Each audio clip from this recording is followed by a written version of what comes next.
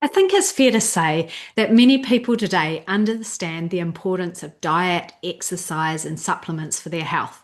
But what's far less understood and often overlooked is the powerful role that our emotions play in shaping our physical well-being. Welcome to my YouTube channel. Hi, I'm Emily. I'm a mum of three boys who are 8, 10, and 12. I learnt the powerful role that emotions play firsthand when I became a mum. When my eldest child was born in 2013, we had a pretty traumatic birth with him, and I was separated from him for a number of hours. Then, around 6 weeks old, he developed severe eczema. But through the support of a holistic pediatrician, his skin quickly transformed when we altered our diet, took supplements to correct nutritional deficiencies, and got rid of toxins from our life. Oh, as many as we could. And amazingly, my skin really cleared up too. And at the time, I believed that nutrition, supplements, exercise, reducing toxins were the answer to everything.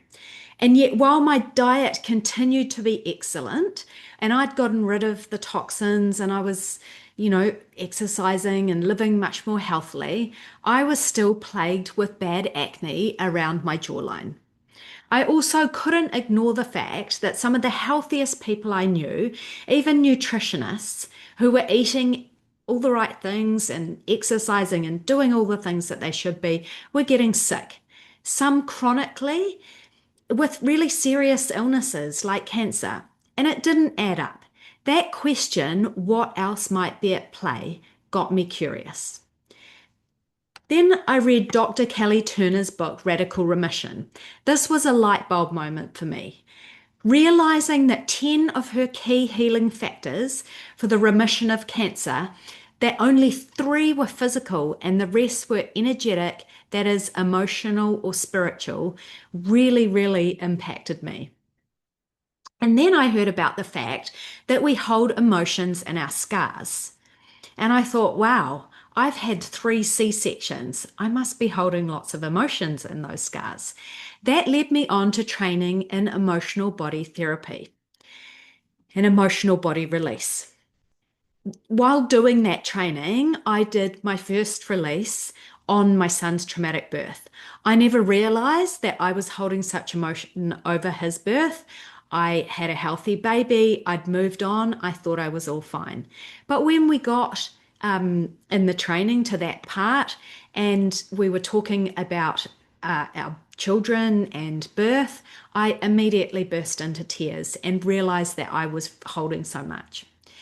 But what blew me away is that my eldest son had this little routine every night. He was about 6 at this time. He would say, Mum, are you going out tonight?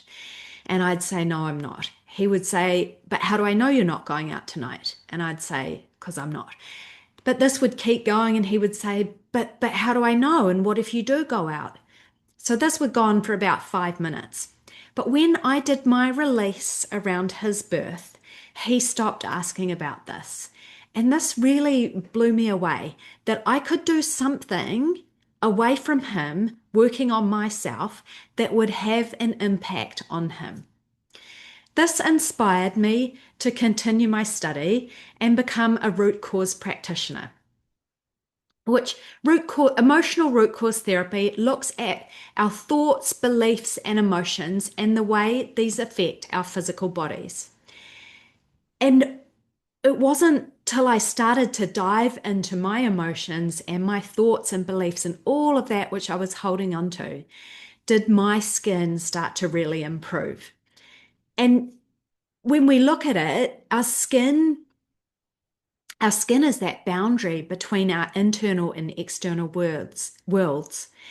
And our jaw is where we speak from, right? That's how we express ourselves. We need to move our jaw to make the words and say what it is we need to express in the world. And often acne is really interwoven with shame and anger.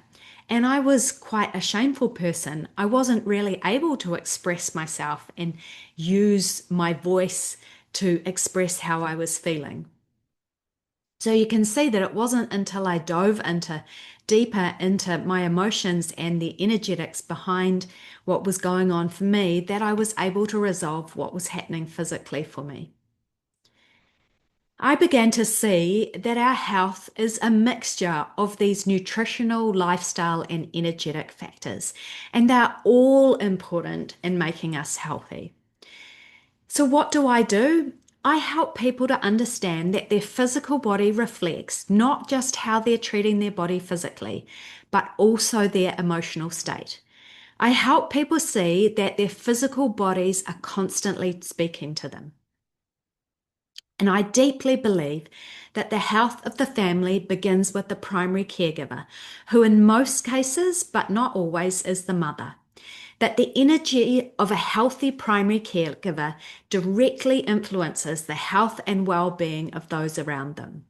I support people to shift from being stressed, unhealthy, and frustrated to living life calmly with confidence and thriving in full alignment by supporting them to empty out their often overflowing emotional cups and to heal their underlying emotional wounds. So, I'm going to be sharing videos and interviews to give you insights on emotions and how they affect our physical health. Be sure to subscribe and share with someone who needs to hear this too.